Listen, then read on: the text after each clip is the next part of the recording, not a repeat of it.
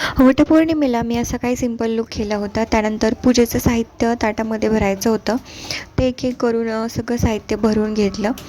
त्याच्यानंतर हळदी, कुंकू, साखर, त्याच्यानंतर आहे खडीसाखर, गूळ खोबरं, या सगळ्या वस्तू, दिवा, तेल, जे काही पूजेसाठी साहित्य लागतं ते मी ताटामध्ये भरून घेतलं.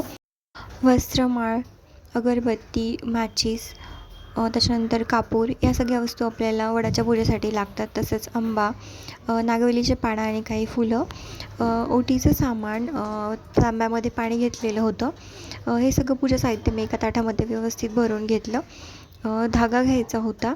त्याच्यानंतर ओटी भरण्यासाठी आपल्याला पीस आणि त्यावरती ओटीचं सामान लागतं. आणि सुवासिनींची ओटी भरण्यासाठी गहू आणि त्याच्यामध्ये ते काय ओटीचं सामान आहे ते सुद्धा मी भरून घेतलेलं आहे. त्यानंतर हा पूजेचं पूर्ण साहित्य भरून झालेलं आहे. आता ओटीचं सामानसुद्धा भरून घेतलेलं आहे मी. त्याच्यानंतर वटपौर्णिमा ही सोमवारी आलेली होती. ही सोमवारची देवपूजा, आमचा देवरास आहे गावाकडे. सोमवारच्या दिवशी वटपौर्णिमा आलेली होती, त्यासाठी हे बघू शकताय सोमवारची देवघरातील पूजा.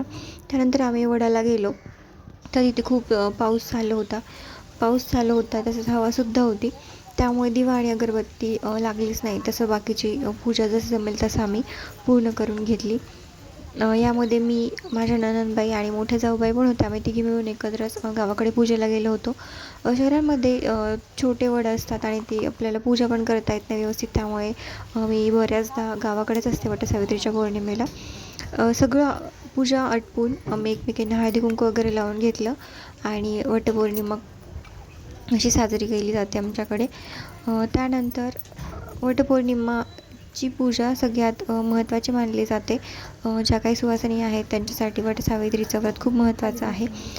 पूजा आटपून घेतल्याच्यानंतर आम्ही वटाला फेरे मारायचे असतात, तर ते फेरे मारायला सुरुवात केली. एक एक करून आम्ही सगळे फेरे कंप्लीट केले आणि जे आपले पतिदेव आहेत त्यांच्या दीर्घ आयुष्यासाठी आपल्याला हे व्रत करायचं असतं. त्यांच्या दीर्घ आयुष्यासाठी आपल्याला प्रत्येक फेरा हा वडाच्या भोवती मारायचा असतो. मनोभावी वडाची पूजा केली जाते या दिवशी आणि तसंच वटसावित्रीचं व्रत म्हणून पण या सणाला ओळखलं जातं. तर अशा पद्धतीने आम्ही सगळे पूजा व्यवस्थित पूर्ण करून वडाचे फेरे मारून घेतले. वडाची पूजा कंप्लीट झाल्यानंतर ना आपल्याला सुवासिनींची ओटी भरायची असते. तर ते तुम्हाला मोठ्या लॉगमध्ये बघायला मिळतील. 5 ते 7 तुम्ही सुवासिनींची ओटी भरू शकता. तर मोठ्या व्हिडिओमध्ये तुम्हाला बघायला मिळेल, तर नक्की मोठा लॉग बघा.